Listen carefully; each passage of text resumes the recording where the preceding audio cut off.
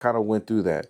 I think the good part about the tax incentive is that the fact that you're going to get some kickback. I think the bad part about it is the assumption amongst the crowd, amongst filmmakers, that it's going to affect you as a producer producing a movie, producing a film, producing a commercial product. Not if you're under the $250,000 budget mark. Okay? It's just not going to happen. That's not where that's at. And then so we're at the part where who gets them, and we're saying I don't believe at our level that we're gonna be getting those funds. I believe at our level, the good part about it is if you're a skilled crew, like you do lighting, or you're a camera operator, or you're AC or something like that on the crew, I believe these tax incentives, if they can attract a good amount of companies to come to the city to film, that's going to increase the market rate of jobs within the film industry. And that's a plus, because there's a lot of people here, high school, college, that are graduating out of film and production and broadcasting, that could use that and not just be reliant upon the local norm, which is the news stations, and becoming an editor, maybe possibly working on a desk to become a correspondent, anchor later on in life, or move around to smaller markets and then maybe move back to your home city just to work at the news. There needs to be something to where you can be I was just checking my audio, making sure it's still going. You can be at in Houston or in Dallas or Austin, but in Texas, you could be here and work on narrative filmmaking, which is movies that have a narrative storyline, something that's not just documentary type of style, but we can have that as well. All of the cities have what they have, and it makes them special. Houston, I believe, encompasses every single major Texas city, also with a coastline access to the beach and a port access to the, where the Port of Houston. Those things are high quality production value locations. Getting those type of things on film and filming that, I believe Houston has that aspect. So when our investor class, the millionaires, billionaires, and the high six-figure people come together to create a coalition, to create funds in order for us to take advantage of those monies that are being left on the table at the governor's office, that's saying, hey, we want to get you kickbacks for bringing your production and film to Texas. That also means us here in Texas, people that can come up with $250+ or $1 million or 9 million or 10 million. You're going to get those kickback in return, because we're going to qualify for it. We crew it up with Texas folks. We cast it with Texas people. We feed it with Texas cooks and caterers. We do hospitality with Texas people. We film it in Texas locations all around and make sure that happen. We do promo ads and marketing for those cities that we do the filming in. I mean, imagine Breaking Bad in New Mexico when they filmed there. When they filmed there, they spent $3.7 million, I believe, per season went into the city that they filmed in, that little town in New Mexico. That's what happened.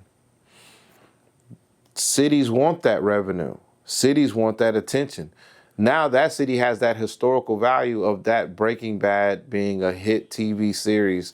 And now forever, people are going to come to that city and say, this is where Walter or so-and-so lived. This is where Mr. whatever lived at. This is where they did this at. These are the same things that they want to happen in these other cities, to create that tourism attraction. People come with money. They spend money in the city. Those revenue taxes go back to the funds that help the arts programs around these cities.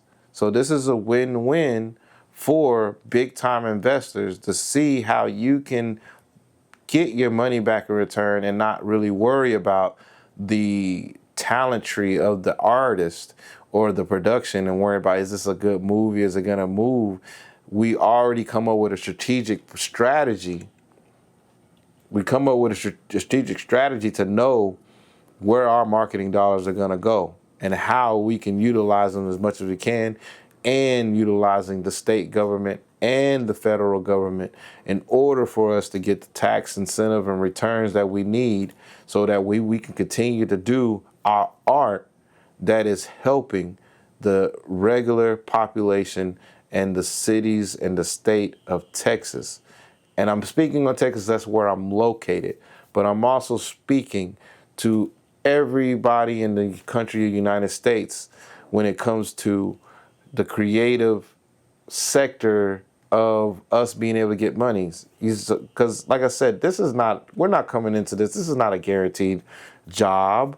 This is not something like a 9 to 5, but it does take the technical skill set and great amount of thinking and critical thinking and procedures and organization skills to do a proper film at a high quality and at a high rate. This is a fast-moving industry, and it's an unforgiving industry as well. So this is nothing guaranteed about it. But if there are pathways that we could put in place that can make this more accessible to those that have been left out of this industry, which have been black and brown, minority people, women, out of this industry, if we could create pathways for them, for us to be able to have access to create movies, I'm telling you right now, this is where we're going to find our way to be able to create American Hollywood all over the United States.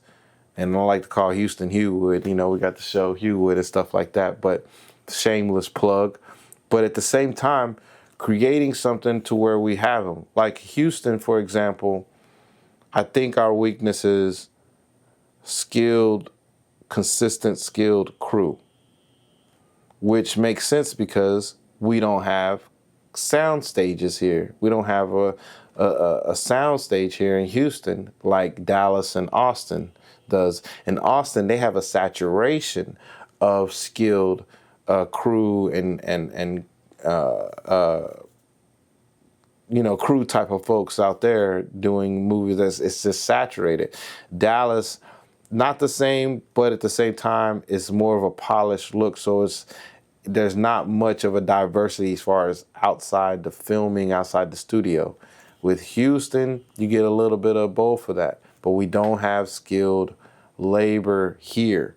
And I believe, like I said, that's coming in effect. Makes sense because of not being able to have a soundstage studio to be able to practice these skills, to be able to harness these skills, to be able to wrangle in the appropriate talent and able to have them on set filming 24 hours a day, 7 days a week, 365 days a year, pumping out productions that are coming straight out of Texas so we can compete with the eastern and the western coastlines and create something right here in the middle that we can incorporate the other folks that are doing it, because right now we have a horseshoe effect. The other folks that are doing it, Detroit and Atlanta, we have a horseshoe effect of meaning that we have a big high number of expensive films being made. I mean, not high, we got an expensive number of films being made, like the 200 millions to 100 to $200 million films, action films that's going international. Then you have the low budget films that are going to Tubi and YouTube TV and movies and streaming. And so those two situations are deleting the middle class films, in which the middle class films in Hollywood is the reason why the Hollywood apparatus, I believe, starting to crumble, because they're trying to compete with that $200 million profit, which they want $600 million. They want to make 3 times the amount. That right there is what they're trying to do worldwide. So the middle class film, the films that are between I'll say maybe 15 million to 60 some odd $1 million. Those films were the sweet spot. Those were where we got our rom-coms, our romantic comedies, our heist movies, this little, comedy heist movie type of things. The everyday run-of-the-mill movie that you go to the theater and go watch and have a good time, and it's a great movie. You see your favorite actor, your favorite comedian in it, and you go home and you talk about it around the water cooler. Those aren't being made anymore. The Sylvester Stallone, the Mark Wahlbergs, those are now on Netflix. Those are the premier films on Netflix, the streaming platforms. And so there's a whole bunch of competition going on between how people are consuming their content in their movies, to where it has trickled over into how we are, where we're making movies and how we're making movies and where those are coming from. So I didn't want me to get off a tangent right there too much. But basically, that middle class, that middle area is being slowly eliminated, because I believe the world just moved fast. People just going to extremes, and it's, some people want to play us extremely safe and don't have it, and then those don't have a choice to access to the haves, and the haves are playing extremely aggressive, and they're not taking any losses, and they're not going back to help anything to bring a medium gap, to make a bridge, to make a gap, to bridge the gap.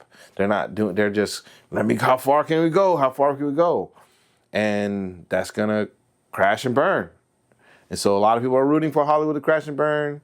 Some folks are not. So what do you think out there? Put your thoughts in the comments. Make sure you hit the like and subscribe right now. If you put the thumbs up emoji in the comments if everything I'm talking about is kind of correlating with how you're feeling about the film industry right now, what's happening, how well does this age? How well does this conversation that I'm presenting is going to age?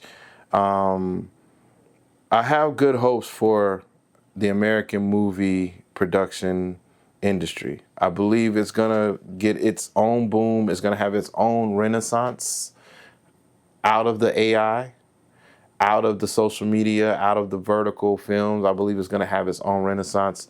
We just have to be there and ready for it as creatives and filmmakers.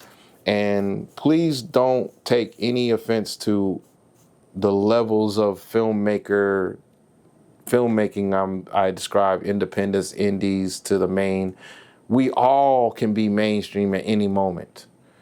We just have to put the work in. We have to meet the right people and sign the right paperwork. But we're not all privy to be an independent filmmaker. To be an independent filmmaker, you have to have a gusto about you, like a miner or a warrior or a pioneer, explorer traveling across the world.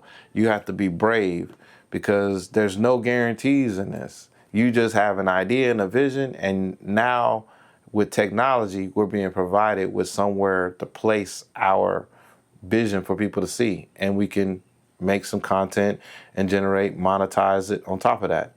So thank you guys for hanging out with me with the show tonight.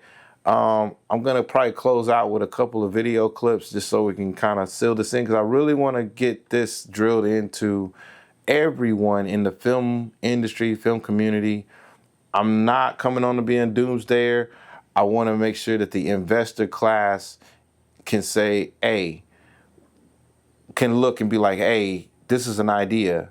This is another way I can look at how the $3,000 to $20,000 investor is working their monies to create their productions. I find it in my community, I'm saying in the urban market, black market, black films, movies, whatever, this and that a lot of times they lean towards a celebrity face from the 90s, 2000s, or a celebrity that's going on right now that may be trending or something like that, an influencer, and think that's going to help them win, when really it's story and how you can really tell a story with your camera and being consistent with the sound and audio. Those things can carry a long way. So investor class, don't be scared to think about doing a $250, a $400,000, $300,000 movie, $1 million movie. Don't be scared to do that. Don't be too alarmed or afraid or timid to do anything like that. Just do some little research about it. Let's talk about it. Let's put something together, because it's time for Texas to lead the way in the film and cinema. It's time for us to lead the way and maybe bring in a Detroit and Atlanta as allies and be like, let's make some good films. Let's produce some good films. Let's bring in some good actors. Let's bring in some good producers. Let's bring in some good investors that's going to be able to get the monies to the right people and productions to get them going, because the money is sitting on the table. As Texas is saying, they want to pay you for coming to film here. The money is sitting on the table. And also, the talent is here. If you want to reach out and hit my DMs, I'll definitely lead you in the right way, and we can sit down and get strategic with it, because this is a very important topic, because we want to create jobs for people in Houston, in Dallas, in Austin.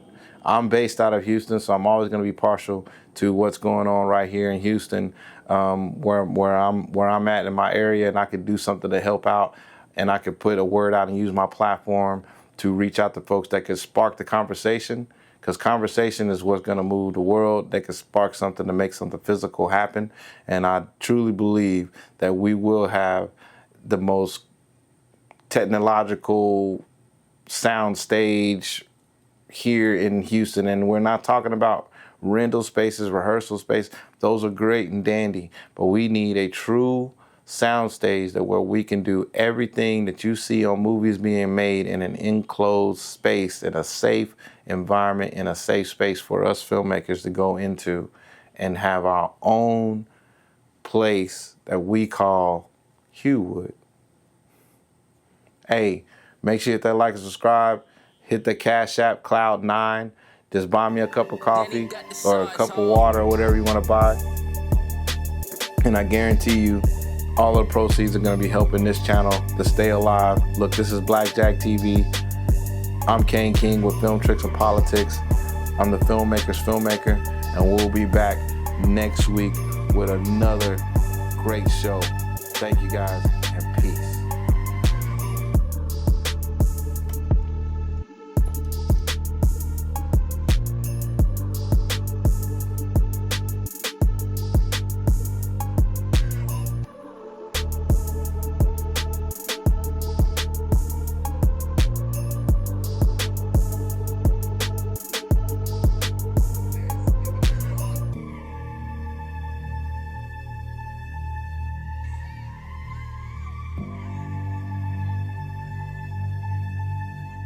Danny got the size, huh?